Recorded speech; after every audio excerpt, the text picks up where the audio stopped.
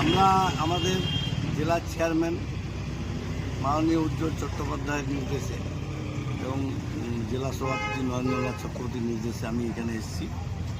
আমাদের যে লোকাল ছেলেরা, যেটা ইসিএল হেডকোয়ার্টারের 1972-73 সালে যেটা যখন হেডকোয়ার্টার তৈরি হয়, সেই সময় থেকে আমাদের লোকাল ছেলেদের কন্ট্রাক্টর সবাইকে চাকরি দেওয়া যাবে না।